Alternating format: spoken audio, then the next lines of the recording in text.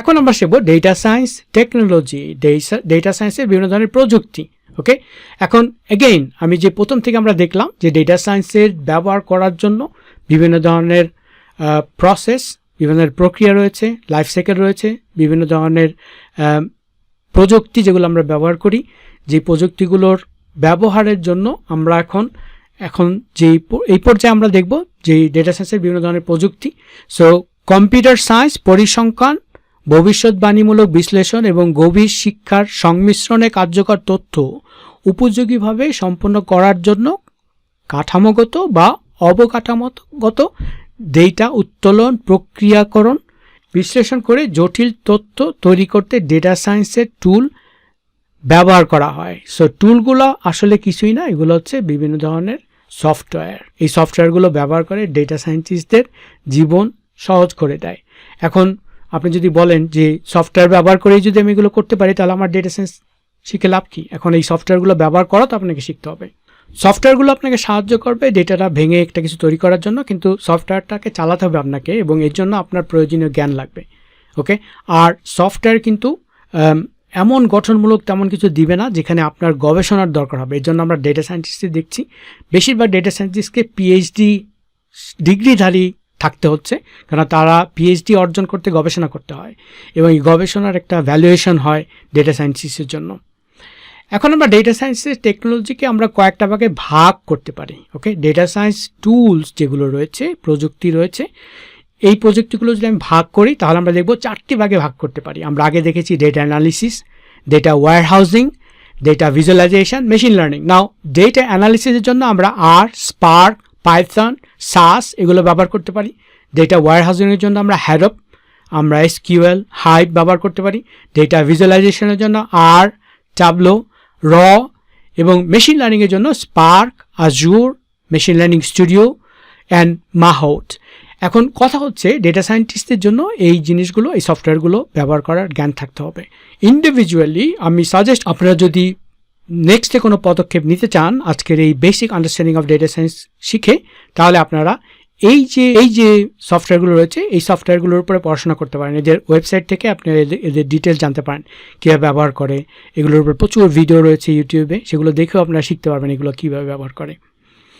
এখন আমরা দেখি ডেটা সায়েন্সের টেকনোলজি ডেটা অ্যানালিসিস করার জন্য যে ধরনের প্রযুক্তিগুলো ব্যবহার করা হয়। ডেটা অ্যানালিসিস করার জন্য data analysis is a core practice of modern business. So আগেই আমি বারবার বলেছি, যার কাছে যত ডেটা আছে সে তত শক্তিশালী। ওকে, সে যদি শক্তিশালী হয় তাহলে তাকে কী ধরনের প্রযুক্তিগুলো ব্যবহার করতে হবে ডেটাকে মিনিংফুল করার জন্য। এর জন্য আপনার ডেটা অ্যানালিসিসের জন্য আর, পাইথন, মাইক্রোসফট এক্সেল, টাবলো, র্যাপিড মাইন্ডার, বিভিন্ন ধরনের টেকনোলজিক্যাল সলিউশন। ডেটা সায়েন্স টেকনোলজির মধ্যে ডেটা ওয়্যারহাউজিংয়ের জন্য, ডেটা লেক তৈরি করার জন্য অ্যামাজন, মাইক্রোসফট, গুগল এরা বিভিন্ন ধরনের সলিউশন দিয়ে থাকে। এগুলো ক্লাউড বেসড সলিউশন, যেগুলো যেখান থেকে যে কোনোভাবে যে কোনো প্রযুক্তি, যে কোনো টেকনোলজি, যে কোনো ইনফ্রাস্ট্রাকচার কানেক্ট করে এগুলোর থেকে বেনিফিট নেওয়া যায়। এবং অ্যামাজন, গুগল, মাইক্রোসফট এরা রেডিমেড সুবিধা দিচ্ছে। মারিয়া ডিভি আমরা দেখতে পারি, এখানে সাপ হ্যানার অনেক পপুলার রয়েছে। অ্যামাজনের অনেক সলিউশন আছে ডেটা ওয়্যারহাউজিংয়ের জন্য। ডেটা ভিজুয়ালাইজেশনের জন্য আমরা পাওয়ার বিআই, আমরা এক্সেলও ব্যবহার করতে পারি। এক্সেলে আপনি বিভিন্ন ধরনের চার্ট তৈরি করতে পারেন।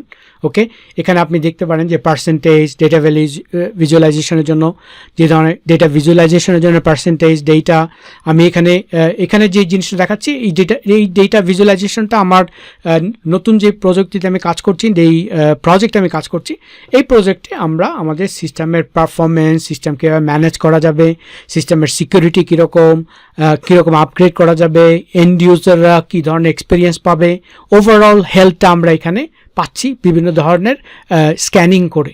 ওকে, এই ভিজুয়ালাইজেশনটা আমাকে হেল্প করছে। এই ডেটা ভিজুয়ালাইজেশনের জন্য আমি আমার সিস্টেমে একটি প্লাগইন ব্যবহার করছি, যে প্লাগইনটা সিস্টেমে স্ক্যানার বলে, যেটা আমাকে এই ধরনের টেকনোলজি ব্যবহার করে আমাকে ডেটা ভিজুয়ালাইজেশন করে সিদ্ধান্ত নিতে সাহায্য করছে। আমি সিকিউরিটি যখন দেখবো 99%, তখন আমি মনে করবো যে okay, I am in a good position. User experience 91% is okay, but if it's below 80 then it's not okay. তাহলে আমাকে খুঁজতে হবে কি সমস্যাগুলোর কারণে এটা 91% কিংবা 80% হয়েছে। তখন এই সমস্যাগুলো সমাধান করার জন্য আমার ডেভেলপারকে বলতে হবে। ওকে, ডেটা সায়েন্টিস্ট হিসাবে আমি এটা অ্যানালাইজ করব ডেভেলপারের কাজ হবে এগুলো ফিক্স করা।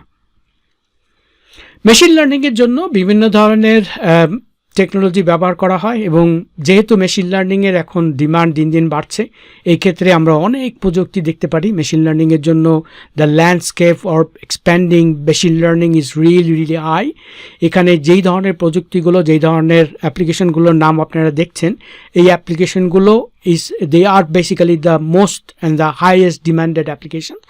এইগুলো বিভিন্ন কোম্পানি অলরেডি ব্যবহার করছে। এর মধ্যে উবার রয়েছে, ফেসবুক রয়েছে, গুগল অ্যানালিটিক্স সহ বিভিন্ন ধরনের ফরচুন 500 কোম্পানি, যেগুলো যাদের অ্যাপ্লিকেশনগুলো আপনি প্রতিদিন ব্যবহার করেন, তাদের অনেকে আছেন এই অ্যাপ্লিকেশনগুলো ব্যবহার করেন ডেটা সায়েন্স টেকনোলজির আউটপুট হিসাবে, মেশিন লার্নিংয়ের পার্ট হিসাবে। এরপর আমরা ইন্টারেস্টিং একটি জিনিস দেখব, সেটা হচ্ছে application of data science, data সায়েন্সের প্রয়োগ। এখন ডেটা সায়েন্সের অ্যাপ্লিকেশন বলতে আমরা কয়েকটি জায়গায় ডেটা সায়েন্সের প্রয়োগ দেখব, এবং এগুলো যখন আপনি জানবেন তখন দেখবেন যে ওরে বাবা, ডেটা সায়েন্স তো আমি প্রতিদিন ব্যবহার করি। আসলেই তাই, আপনি ইন্টারনেটে যখন কোনো কিছু সার্চ করেন, আপনি বেসিক্যালি আপনি ডেটা সায়েন্স ব্যবহার করেন। Okay, recommendation system, image and speech recognition, gaming world and then online price comparison. আমি যখন একটা টিকিট কাটতে যাব বাংলাদেশে যাওয়ার জন্য, তখন টিকিট কাটার জন্য আমি যেই প্ল্যাটফর্মগুলো ব্যবহার করব, দেখব যে কোন এয়ারলাইন্স আমার জন্য সস্তার টিকিট দিচ্ছে, আমার যাওয়ার দিন আসার দিন সব কিছু মিলে যাচ্ছে, সব কিছু মিলে আমি যে সুবিধাটা পাবো। এই জন্য আমি যে ধরনের প্রাইস কম্প্যারিজন করার জন্য যে ধরনের অ্যাপ্লিকেশনগুলো ব্যবহার করব, এগুলোও ডেটা সায়েন্স থেকে ব্যবহার করা হয়। নাও ডেটা সায়েন্সের অ্যাপ্লিকেশন ইন্টারনেট সার্চ। এখন আপনি দেখছেন আমি এখানে যে ছবিটা দিয়েছি গরিলা লার্নিংয়ের। এখন আমি যদি গরিলা লার্নিং সার্চ করি, সার্চ করার পর গরিলা লার্নিংয়ের যে ডিটেলস এখানে আসছে, এটা এই যে সার্চের জন্য যে প্রযুক্তিটা গুগল ব্যবহার করেছে, এটাই হচ্ছে ডেটা সায়েন্সের প্রয়োগ। ওকে, গুগল সার্চ হচ্ছে ডেটা সায়েন্স প্রযুক্তির সবচেয়ে জলজ্যান্ত একটি উদাহরণ।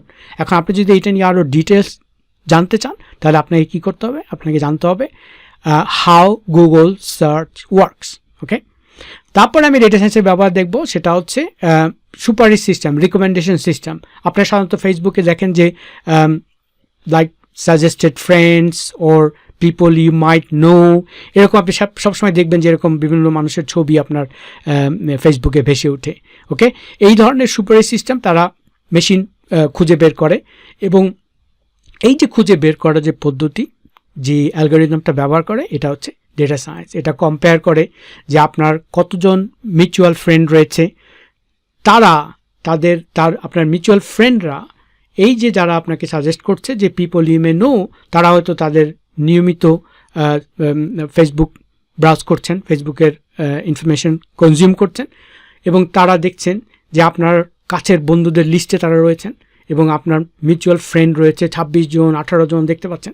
ফলে ওই যে অ্যালগরিদমটা তারা ব্যবহার করে তাদের এই ধরনের সাজেশন দেয়। এবং একই ধরনের আমরা দেখি পারি বিভিন্ন ধরনের লার্নিং প্ল্যাটফর্মগুলোতে। আপনি একটা কোর্স চয়েস করলে আরও অনেক কোর্সের নাম আসবে, যেটা দেখবে যে আপনি সিমিলার কোর্স আপনি যখন কোনো কিছু কিনতে যাবেন, আমরা বিজনেস প্ল্যাটফর্মেও এগুলোর ব্যবহার দেখব। অ্যাপ্লিকেশন অফ ডেটা সায়েন্সের প্রয়োগের মধ্যে এখন ইমেজ অ্যান্ড স্পিচ রিকগনিশন, ছবি এবং কণ্ঠ শনাক্তকরণ। আপনি সিরি, গুগলের সহকারী, অ্যালেক্সার মতো যে সিস্টেমগুলো আপনি কথা বলে কোনো কিছু অর্ডার দিচ্ছেন, ও কিন্তু ন্যাচারাল ল্যাঙ্গুয়েজ প্রসেস করতে পারে। ওকে, আপনি যখন গুগলের বলছেন Google who's this, who's that, Google tell me this, Google tell me that, ওই যে কথাটা আপনি যে বলবেন সেটা আপনার ন্যাচারাল ল্যাঙ্গুয়েজ, আপনার নিজের স্বাভাবিক কথা আপনি বলবেন, সেই কথাটা সে শুনে সেটা প্রসেস করবে। ওকে, এই যে মেশিনের যে জ্ঞানটা, যে আপনি কথাটা সাধারণ আপনার ভাষায় আপনি বললেন, সে ওইটা গ্রহণ করলো, সে ওইটা প্রসেস করলো, সেটা প্রক্রিয়া করে আপনাকে ডিজায়ার্ড রেজাল্ট এনে দিল। ওকে, সেটাই হচ্ছে ন্যাচারাল ল্যাঙ্গুয়েজ প্রসেসিং। এবং এই ক্ষেত্রে আমরা ইমেজ অ্যান্ড স্পিচ রিকগনিশন দেখি। এবং ইমেজ রিকগনিশন আপনি যখন কোনো একটা ট্যাগিং করার জন্য কাউকে যখন আপনি সিলেক্ট করলে পরে তার যে ফেশিয়াল রিকগনিশনটা সে করতে পারে, করার পর সে আপনার ট্যাগিংটাকে ভ্যালিডেট করে। ওকে, তো এই ক্ষেত্রে আমরা দেখব যে ডেটা সায়েন্সের ব্যবহার রয়েছে। এরপরে আমরা দেখব গেমিং ওয়ার্ল্ড। সো গেমিং ওয়ার্ল্ডে বিশেষ করে সনি, নিনটেন্ডো ডেটা সায়েন্স ব্যবহার করে একটি গেমের অভিজ্ঞতা বাড়ায়। আবার মেশিন লার্নিং গেমের মধ্যে বিভিন্ন ধরনের কৌশল তৈরিতে সাহায্য করে। অনেক গেম রয়েছে, আজকাল অনেক গেম রয়েছে যেগুলোর মধ্যে আমরা দেখতে পারি যে গেম নিজে গেমারের কাছ থেকে শিখছে, শিখে শিখে নতুন নতুন চ্যালেঞ্জ তৈরি করছে। ওকে, সো এই জিনিসটা আমরা ট্রেন্ডগুলো এখন দেখতে পারি যে বিভিন্ন ধরনের গেম কেপেবল হচ্ছে, নিজে নিজে গেমের এক্সটেনশন করছে, গেম নিজে নিজে এত স্মার্ট হয়ে যাচ্ছে যে গেম খেলে জয় করা যাচ্ছে না, এবং প্রোগ্রামাররা এমনভাবে প্রোগ্রাম করেছে গেমগুলো যে গেমগুলো নিজে নিজে শিখে তার এক্সটেনশন করছে, সে নিজে নিজে বৃদ্ধি করছে তার ক্যাপাবিলিটিস। এরপর আমরা দেখব কম্প্যারিজন। যেটা আগেই বললাম যে অনলাইনে আপনার প্রাইস রানার, জাংলি, সবজিলা ডেটা সায়েন্সের মেকানিজম ব্যবহার করে, বিভিন্ন ধরনের এপিআই ব্যবহার করে আপনাকে বিভিন্ন তথ্য সংগ্রহ করে আপনাকে প্রত্যাশিত ফলাফল প্রদান করে এবং আপনার বিভিন্ন ধরনের সাজেশন দেয়, আপনাকে রিকমেন্ডেশন দেয়, যেটা আমি আগে বলেছি।